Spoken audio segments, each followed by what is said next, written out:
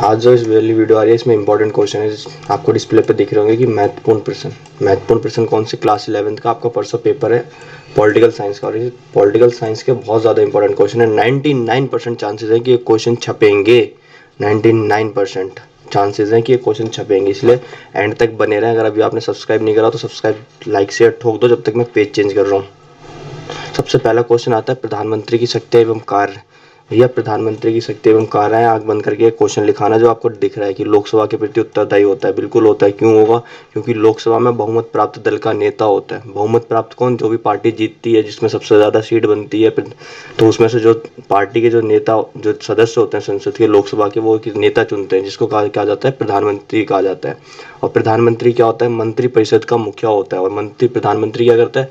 मंत्री परिषद के सदस्यों की नियुक्ति करता है और बर्खास्त भी प्रधानमंत्री किया जा सकता है। एक बात याद रखना कि जब भी प्रधानमंत्री स्वयं इस्तीफा देगा तो पूरा मंत्रिमंडल भंग हो जाता है।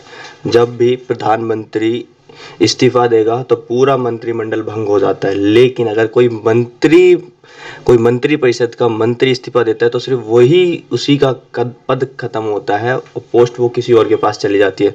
या फिर प्रधानमंत्री किसी और मंत्री का किसी और मंत्रालय में ट्रांसफर कर सकता है, किसी और मंत्री को कोई और सा मंत्रालय में आवंटन कर सकता है। मंत्रिपरिषद की बैठकों की अध्यक्षता करता है प्रधानमंत्री। क्या करता है? मंत्री परिषद की जितनी भी बैठकें होती है सबकी अध्यक्षता कौन करेगा? प्रधानमंत्री करेगा। उसके बाद नीति आयोग और एनडीसी, राष्ट्रीय विकास परिषद जैसे आयोग का क्या होता है? अध्यक्ष होता है। जो गैर संवैधानिक आयोग होते हैं उनका क्या होता है? अध्यक्ष होता है। लिखा आना 6 से 4 नंबर के बीच में आने की संभावना है। पूरे के पूरे मार्क्स मिलेंगे इसमें। अगला क्वेश्चन है मार्क्सवाद से आप क्या समझते हैं? मार्क्सवाद, समाजवाद जैसी विचारधाराएं आपने बहुत ज़्यादा पढ़ी होंगी, लेकिन मैंने यहाँ क्वेश्चन डाला है मार्क्सवाद से क्या समझते हो। मार्क्सवाद का जो जनक माना जाता है वो कार्ल मार्क्स को माना जाता है, जो कि क्या कहते हैं? दुनिया के मजदूर एक हो जाओ, तुम्हारे पास खोने के लिए कुछ नहीं बचा। दुनिया के मजदूर एक हो जाओ, तुम्हारे पास खोने के लिए कुछ नहीं बचा, अब तुम्हें सिर्फ क्रांति ही करनी पड़ेगी। वैसी उनकी थ्योरी है। और उस थ्योरी में सिर्फ इतना सा है कि सामाजिक एवं आर्थिक असमानताओं की बात की जाती है। वो कहते हैं कि जो इनसी जो असमानताएं होती हैं पैसे के आधार पर समाज में, उसको मिटाने के लिए निजी स्वामित्व को खत्म करना पड़ेगा। निजी स्वामित्व मतलब प्राइवेटाइजेशन पूरी तरीके से खत्म करना पड़ेगा। और यहाँ पे जो इन्वॉल्वमेंट होगी, जो रोल होगा, वो गवर्नमेंट का बहुत ज़्यादा होगा, जो कि क्या करेगी? कल्याणकारी राज्य की स्थापना करेगी। और जो जो आर्थिक संसाधन जो निजी स्वामित्व के हाथ में थे, प्राथमिक जो संसाधन जो निजी स्वामित्व के हाथ में थे, उनको जनता का स्वामित्व होना चाहिए। किसका होना चाहिए? जनता का स्वामित्व होगा। और जब जनता का स्वामित्व होगा तो जनता किसके लिए करेगी? जनता अपने के लिए करेगी। आप 12th में आके और ज़्यादा इसको अच्छे से देखोगे कि यहाँ एग्जाम्पल के साथ कि किस स्टेट में कौन सा चलता है। क्लियर? ये क्वेश्चन 4 नंबर या 2 नंबर में आने की संभावना है। इसको जरूर देख लेगा एक बार, लाइक शेयर सब्सक्राइब जरूर ठोक दीजिएगा। फिर ये क्वेश्चन बहुत ज़्यादा इंपॉर्टेंट है न्यायपालिका से, कि भारतीय संविधान में न्यायपालिका किस प्रकार से स्वतंत्र बनाया गया है। ये तो आपको पता है कि न्यायपालिका होती क्या है, जहाँ में न्याय मिलता है। सब भारत में जहाँ न्याय मिलता है, भारत की जो न्यायपालिका है वो एकीकृत न्यायपालिका है। भारत का जो सर्वोच्च न्यायालय है वो दिल्ली में है। दिल्ली के अंदर पता है एक सीजीआई होता है, जो कि पूरे भारत का मुख्य न्यायाधीश होता है। आप ये पूछ रहे हैं कि वो मुख्य न्यायाधीश या फिर जो न्यायपालिका होती है, जो हाई कोर्ट है, जो भी सुप्रीम कोर्ट है, वो किस तरीके से बिना डरे, बिना किसी से धमकाए काम कर सकते हो। उन्हें किसी चीज़ का डर नहीं हो, एक तरीके से स्वतंत्रता है उनके पास अपने काम करने की। तो सबसे पहली बात है कि यहाँ पे कार्यपालिका और विधायिका किसी भी तरीके से न्यायपालिका के काम में हस्तक्षेप नहीं करते। अगर किसी भी तरीके से हस्तक्षेप नहीं करेंगे तो किसी भी तरीके से डर नहीं रहेगा ना कि हाँ क्या चीज़ है क्या नहीं है। तो ठीक है। दूसरा, न्यायाधीशों की जो नियुक्ति होती है उसमें विधानसभा या विधान पालिका का कोई हस्तक्षेप नहीं होता।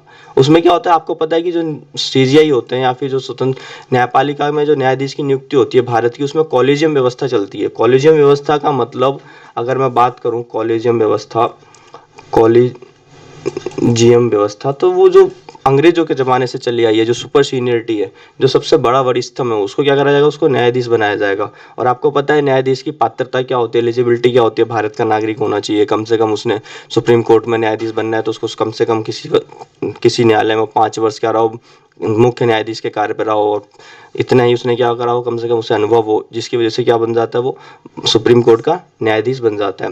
न्यायाधीश के कार्यों में बाधा ना पहुंचाना सबसे बड़ी बात है, कि बाधा नहीं होती न्यायाधीशों के कार्य में। भी मैंने आपको बताया, दिए गए न्यायाधीशों को, जब भी न्यायाधीश निर्णय देते हैं, कुछ कंट्रोवर्शियल निर्णय हो जाते हैं, तो क्या होता है कि सरकार को लगता है कि इस न्यायाधीश की जान को खतरा है, तो वो इसको कम करने के लिए क्या करते हैं, वो न्यायाधीश को सुरक्षा उपलब्ध करा देते हैं, ताकि न्यायाधीश बिना किसी भेदभाव के, बिना किसी दबाव के क्या कर सके, अपना न्याय, अपना काम कर सके। न्यायाधीशों का जो वेतन होता है, वो जो वेतन और भत्ते होते हैं, वो काफ़ी ज़्यादा अच्छे होते हैं, काफ़ी ज़्यादा होते हैं, पैसों से भी अच्छी चीज़। और वो जो दिए जाते हैं वो भारत की संचित निधि से दिए जाते हैं, इसमें कोई रोक टोक नहीं लगता, उनको हर टाइम टू टाइम पेमेंट जाती है।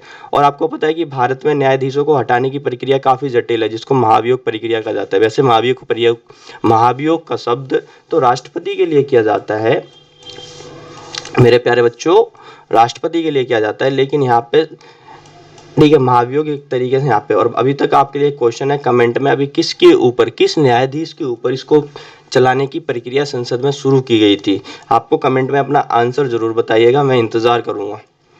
ठीक है, उसके बाद आपको पता है कि अगला क्वेश्चन है, राष्ट्रपति के विशेष अधिकारों का वर्णन कीजिए। राष्ट्रपति किस में आता है? कार्यपालिका में आता है। राष्ट्रपति कार्यपालिका। आपको पता है राष्ट्रपति बनने के लिए क्या क्या चीजें चाहिए, क्या क्या एलिजिबिलिटी होती है? भारत का नागरिक होना चाहिए सबसे पहले, किसी भी लाभ पद पर ना हो, किसी भी पार्टी से संबंधित ना हो, ठीक है, भारत का प्रथम नागरिक होता है। लेकिन उसकी जब ये सारी चीजें हैं तो उसके कुछ विशेष अधिकार होंगे ना, वो विशेष अधिकार क्या है वो इस क्वेश्चन में देखने वाले हैं। बहुत ज्यादा इंपॉर्टेंट क्वेश्चन है मेरे प्यारे बच्चों, अगर आप इस क्वेश्चन को देख लेना जरूर। ये क्वेश्चन काफी ज्यादा हमेशा आता है 11th क्लास के पेपर में, आपके पेपर में, इसलिए मैंने इसको डाला है। मैंने कुछ ही गिने चुने क्वेश्चन डाले हैं ताकि आपके लिए मैं वीडियो इजी से उपलब्ध करा सकूं, आसानी से आसान शब्दों में।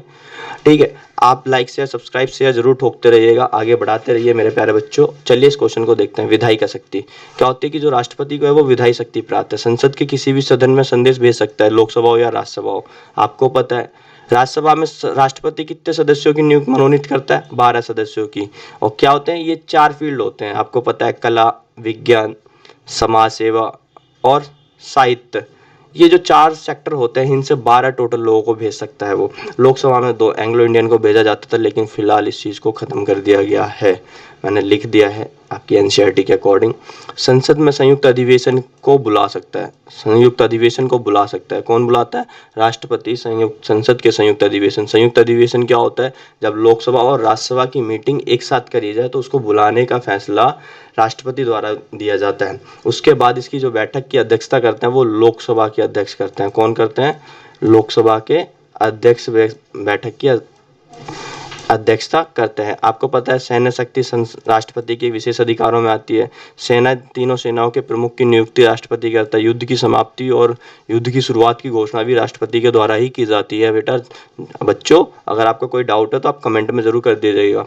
वित्तीय शक्ति, संसद में जब भी धन विधेयक लाया जाएगा तो उससे पहले पूर्व अनुमति लेनी पड़ती है, किसकी? राष्ट्रपति की। और राष्ट्रपति के बिना अनुमति के संसद में धन विधेयक नहीं लाया जा सकता।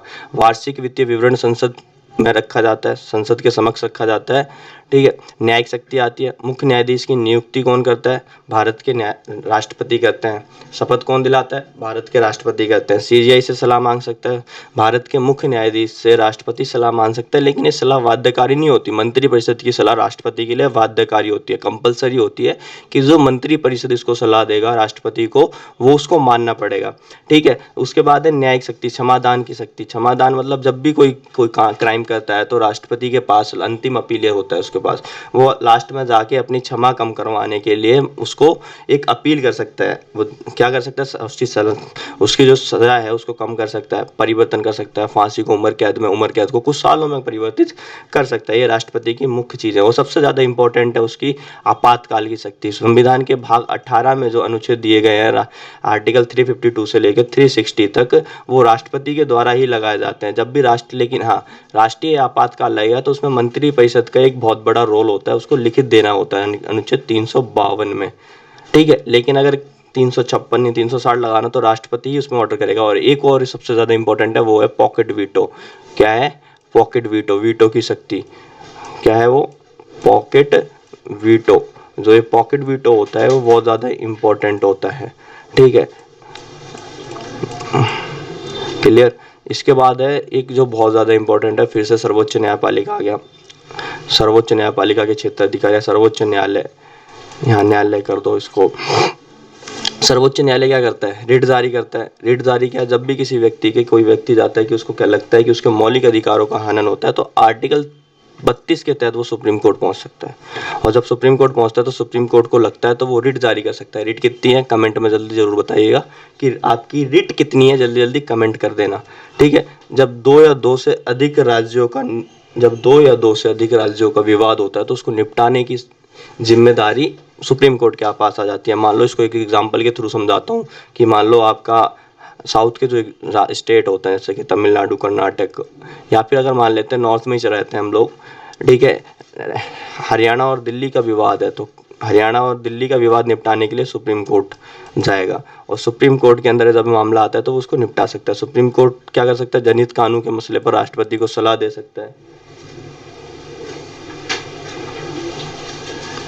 सकता है, ठीक है। दीवानी, फौजदारी, संवैधानिक मामलों से जुड़े हुए फैसलों को अपने पास बुला सकता है, ठीक है, किसी भी सुप्रीम कोर्ट के, किसी भी हाई कोर्ट के जज को ट्रांसफर कर सकता है, कोई केस को इधर से उधर भेज सकता है। भारतीय भूभाग पर इसके 6 क्या होते हैं फैसले बाध्य होते हैं मानने के लिए। जितने पूरे भारत में क्या होते हैं कि इसके फैसले माने जाते हैं और सभी को इसके फैसले मानने होते हैं। इसके फैसलों की कोई भी अवमानना नहीं कर सकता। अगर कोई इनके फैसले को फॉलो नहीं करता तो उसको दंड का भागीदारी होता है। ये सबसे ज्यादा इंपॉर्टेंट क्वेश्चन अब दिख रहा है आपकी डिस्प्ले पे, रॉल्स का न्याय सिद्धांत की व्याख्या कीजिए।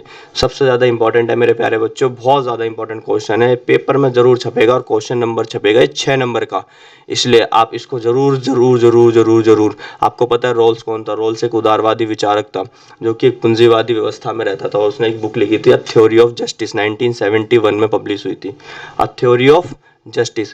रोल कहता है कि समाज में दिक्कत कहाँ है? दिक्कत है कि जो समाज की प्राथमिक वस्तुएं होती है ना, क्या होती है, जो प्राथमिक वस्तुएं होती हैं उनके वितरण में आती है। किस में आती है? प्राथमिक वस्तुओं के वितरण में आती है। जब तक प्राथमिक वस्तुओं का वितरण सही से नहीं होगा तब तक समाज में न्याय स्थापित नहीं होगा, जिसके लिए वो बोलता है कि जो समाज में जो वस्तुएं होती हैं, आपको मैं दिखा देता हूँ, पूरे इस पे ही है, जो समाज में जो वस्तु होती है उनका जो बंटवारा होना चाहिए वो न्यायपूर्ण होना चाहिए। जिसका जो छोटी सी जो कम्युनिटी होती है, जो अमीर वर्ग होते हैं, उनका क्या होता है, उनका स्वामित्व ज्यादा होता है, तो उनका स्वामित्व कम करके इनको दोबारा से कहाँ बांटना चाहिए, इनको पुनः वितरण होना चाहिए, इन चीजों का पुनः वितरण होना चाहिए। और ये पुनः वितरण किसके लिए? गरीबों के लिए, गरीबों में, ताकि वो क्या आ सके, वो समाज में आ सके। और समाज में आने के लिए उन्हें क्या, उन्होंने पुनः वितरण का प्रयोग करा, ठीक है। रोल्स कहते हैं कि निरंतर न्याय की भावना होनी चाहिए। जब निरंतर न्याय की भावना होगी तो क्या होगी? मानवता, मानवता सबसे बड़ा न्याय होता है, मानवता ही सबसे बड़ी चीज है। तो वो बात कहते हैं कि कुछ चीजें ऐसी होती है जिसको दोबारा से बांटना चाहिए, और जब दोबारा बटेगी तो होगा क्या, होगा ये कि अमीर वर्ग है वो सरकार से या फिर जो राज्य से वो नाराज होगा। तो यहाँ पे वो रोल से भी कहता है कि राज्य को कम से कम उनके ऊपर टैक्स लगाना चाहिए, ताकि वो क्या बने ना, देखो, आय का पुनः वितरण होना चाहिए, सरकार को कुछ हिस्सा अमीरों से लेकर गरीबों को देना चाहिए, लेकिन कर इतना भी नहीं होना चाहिए कि अमीर काम करना छोड़ दें। इसलिए उन्होंने कहा कि कर एक लिमिट में होनी चाहिए, ठीक है। और बाजार जो होनी चाहिए वो प्रतिस्पर्धा होनी चाहिए, बाजार के अंदर कंपटीशन होना चाहिए। और उन्होंने ये भी कहा कि बाजार के अंदर कंपटीशन तो होना चाहिए, साथ में जो असमानता बढ़ेगी उसको कम करने के लिए गरीबों को क्षतिपूर्ति भी देनी चाहिए सरकार को। ये मतलब ये थोड़ा कंट्रोवर्शियल लगा है और आलोचना भी हुई इसके आधार पर। ये रोल्स का न्याय है बेटा, लिख के आ जाना, आग बंद करके, 6 नंबर कहीं नहीं गए। और आज चैलेंज कर देना टीचर को अगर नंबर काटे कहीं भी तो। हानि सिद्धांत, हानि सिद्धांत बहुत ज़्यादा ये भी जरूरी है। और हानि सिद्धांत न्याय स्वतंत्रता का हानि सिद्धांत के ऊपर बात होती है। अभी हानि सिद्धांत होता क्या है आपको पता था तो अच्छी बात है, नहीं पता था तो इस वीडियो को सुन लो मेरे प्यारे बच्चों। इस वीडियो को लाइक से जरूर ठोक देना। इससे पहले मैं हानि सिद्धांत बताऊं, हानि सिद्धांत कुछ नहीं है, सिर्फ 4 शब्द है इसके अंदर। पहला कि ये स्वतंत्रता में व्यक्तिगत तथा सामूहिक रूप से हस्तक्षेप करने का इकलौता लक्ष्य क्या होता है? आत्मरक्षा होता है। कि जब भी किसी की व्यक्ति की स्वतंत्रता होती है तो उसमें क्या होता है कि कोई भी व्यक्ति हो सामूहिक हो तो सबसे पहले कोई भी चीज क्या देखता है? आत्मरक्षा देखता है ना, कि उसका सेल्फ डिफेंस क्या है। सेल्फ डिफेंस, आप भी कभी भी कुछ भी क्या होता है, कोई आपके ऊपर आक्रमण करता है तो आप उसको अपनी सेल्फ डिफेंस में मार देते हो, तो गवर्नमेंट भी क्या बोलता है? सेल्फ डिफेंस के अंदर है, ठीक है। और दूसरी चीज, समाज के किसी सदस्य की इच्छा के खिलाफ शक्ति का औचित्यपूर्ण प्रयोग का उद्देश्य एकमात्र हानि से बचाना है, ठीक है। शक्ति का औचित्यपूर्ण उद्देश्य होता है, अगर मान लो कोई शक्ति है, कोई पावरफुल व्यक्ति है, उसने अपनी शक्ति का उद्देश्य है कि मान लो कोई सेंसर लगा दिया, जैसे कई बार गवर्नमेंट क्या लगाती है, धारा 144 लगा देती है। और ये धारा 144 है क्या? धारा 144 यही है ना कि कोई ऐसी उतडंग ना हो, कोई ऐसा हुड़दंग ना हो जिससे सामने वाले को कुछ नुकसान हो जाए। तो सरकार पहले ही सोच लेती है कि उसके पास पावर है तो यहाँ पे इस एरिया में 144 लगा दो। और जब हम 144 लगा देंगे तो होगा क्या कि 144 लगाने से वो जो क्राइम हो जाता है ना कि आप इकट्ठे ग्रुप नहीं बना सकते, जिसकी वजह से यहाँ पे वो किसी की हानि होने से बचा लेता है, किसी अन्य की हानि होने से बचा लेता है, ठीक है। ये आपका हानि सिद्धांत है मेरे प्यारे बच्चों। ठीक है मेरे प्यारे बच्चों, जो अब अगला क्वेश्चन है वो है लोकसभा तथा राज्यसभा की शक्तियां या अंतर बताइए। आपको पता है कि एक को निम्न सदन कहा जाता है लोकसभा को, राज्यसभा को क्या कहा जाता है, उच्च सदन कहा जाता है। इसके जो लोकसभा के सदस्य हैं वो जनता द्वारा चुने जाते हैं। इसके सदा जो जनता जो विधायक चुनती है उनके द्वारा चुने गए सदस्यों के द्वारा चुने जाते हैं राज्यसभा के सदस्य। और जो लोकसभा के सदस्यों का कार्यकाल 5 सभा का होता है, राज्यसभा के सदस्यों का कार्यकाल 6 साल का होता है। कितने वर्ष का मेरे प्यारे बच्चों, 6 वर्ष का होता है। लेकिन सबसे ज्यादा पावरफुल लोकसभा किस चीज को लेकर है, धन विधेयक को लेकर, क्योंकि इसी को कहाँ पेश किया जाता है, लोकसभा को, धन विधेयक को कहाँ पर पेश किया जाता है, सिर्फ लोकसभा में पेश किया जाता है। ठीक है, और राज्यसभा को धन विधेयक से संबंधित कोई शक्तियां नहीं है, कुछ भी शक्तियां नहीं है। ठीक है, इसके 245 सदस्य होते हैं, जिसमें से 12 राष्ट्रपति द्वारा मनोनीत किए जाते हैं और 545 लोकसभा में होता है, 2 राष्ट्रपति द्वारा मनोनीत किए जाते हैं। मेरे प्यारे बच्चों, अगर आपको समझ आ रहा है, कोई डाउट ना हो तो जरूर लाइक शेयर सब्सक्राइब ठोक दीजिए, वायरल कर दीजिए इसको, अपने अपने सहेली, अपने अपने दोस्तों, अपनी अपनी सहेलियन के पास जरूर भेज दीजिएगा। ठीक है, आगे मिलते हैं क्वेश्चन।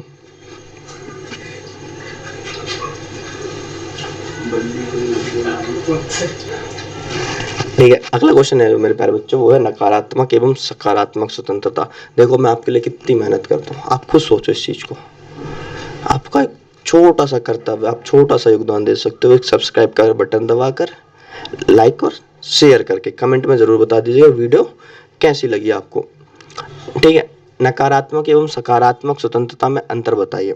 देखिए, नकारात्मक स्वतंत्रता क्या होती है, ये जो कहती है वो कहती है कानून स्वतंत्रता के परस्पर विरोधी होता है। मतलब नकारात्मक के अंदर ये कहा जाता है कि देखो, अगर कानून क्या होने चाहिए, कम से कम होने चाहिए। अगर कानून कम से कम होंगे तो व्यक्ति अपनी स्वतंत्रता का एंजॉयमेंट, अपनी स्वतंत्रता को क्या कर सकता है, एक अच्छे तरीके से एंजॉय कर सकता है। ठीक है, और सकारात्मक कहता है कि कानून क्या होता है, कानून से ही व्यक्ति की स्वतंत्रता में वृद्धि होती है, क्योंकि दूसरों की स्वतंत्रता को कोई व्यक्ति हानि नहीं पहुंचा सकता। ठीक है, व्यक्तिगत एवं सामाजिक हित क्या होते हैं, अलग अलग हो जाते हैं। इसमें व्यक्ति के हित और समाज के हित में कोई विरोध नहीं होता है, इसमें होने लगता है। यहाँ पे प्रतिबंधों का अभाव होता है, यहाँ पे प्रतिबंधों का अभाव नहीं होता इसमें। और नकारात्मक क्या कहता है कि संपत्ति एवं जीवन की स्वतंत्रता असीमित होती है, कितनी मर्जी खरीदते जाओ, कितनी मर्जी खरीदते जाओ, कोई दिक्कत नहीं है। यहाँ पे क्या कहता है सकारात्मक में, संपत्ति की स्वतंत्रता सीमित होती है। मेरे प्यारे बच्चे, ये बहुत ज्यादा इंपॉर्टेंट क्वेश्चन है, हमेशा से आता ही आता है। ठीक है, इसलिए आप वीडियो को जरूर देखते रहिए, वीडियो के अंत तक बने रहिए, बस लास्ट समाप्ति की ओर बढ़ रहे हैं आपके लिए। ठीक है मेरे प्यारे बच्चों, आप अपनी सहेलियन को जरूर भेज दीजिएगा, सहेली को जरूर भेज दीजिएगा, दोस्तों को जरूर भेज दीजिएगा, ताकि उनका भी थोड़ा भला हो जाए। खासकर आपके दोस्त ऐसे होंगे जो एग्जाम से 1 मिनट पहले पढ़ते हो, उनको जरूर भेज दीजिएगा। ये बहुत ज्यादा इंपॉर्टेंट क्वेश्चन है, आप जब पेपर दे के आओगे तब बताना कि आपके पेपर में कितने क्वेश्चन आए इनमें से। ठीक है, भारत में सामाजिक न्याय स्थापित करने के लिए क्या क्या उपाय किए गए हैं। भाई ये बहुत ज्यादा इंपॉर्टेंट क्वेश्चन है मेरे प्यारे बच्चों। क्यों, देखो भारत क्या है कि भारत आपको पता है कि सदियों से गुलाम रहा है, 200 साल से ज्यादा भारत के ऊपर कईयों ने गुलाम करा है। उससे पहले राजा महाराजा कहे हैं, तो हमारे यहाँ पे क्या था, एक सामाजिक न्याय स्थापित नहीं हो पा रहा था। और इस सामाजिक न्याय को स्थापित करने के लिए हमारा जब संविधान लागू हुआ तो उसमें कुछ करे गए। जैसे कि हमारे यहाँ पे अनुसूचित जनजाति जो होती है, जिनको हम SC/ST कहते हैं, वो सदियों से शोषण होता हुआ आ रहा था। तो उनको संविधान में क्या दिया गया, उनको आरक्षण प्रदान कर दिया गया, ताकि उनकी स्थिति क्या हो, थोड़ी सी सुधरे, ऊपर आए, और उनको क्या एक बराबरी का मौका मिले। सामाजिक न्याय स्थापित करने के लिए कई सारी योजनाएं, कई सारे कार्यक्रम लागू करे गए हैं ना भारत सरकार द्वारा, जैसे कि मनरेगा कार्यक्रम, ठीक है, काम के बदले अनाज वाला कार्यक्रम। ये चीजें जो कार्यक्रम है वो किस चीज के लिए लागू करी गई, ताकि समाज के अंदर एक बराबर की भावना है। आप लाइक शेयर सब्सक्राइब जरूर ठोक दीजिएगा। आपको पता है, मुझे पता है आपको मजा आ रहा है काफी ज्यादा, मेरे साथ अंत तक बने हुए हो, बहुत अच्छा। जो अंत तक बना रहेगा उसके लिए बहुत बढ़िया फायदा होने वाला है, बहुत ज्यादा बेनिफिट होने वाला है। ठीक है, विधायिका में आरक्षण मिल रखा है, आर्थिक मदद दी जाती है सरकार के द्वारा, जिसकी वजह से क्या होता है कि ये बहुत ज़्यादा बता देते हैं। ये सारे कारण है भारत के अंदर सामाजिक न्याय स्थापित करने के लिए।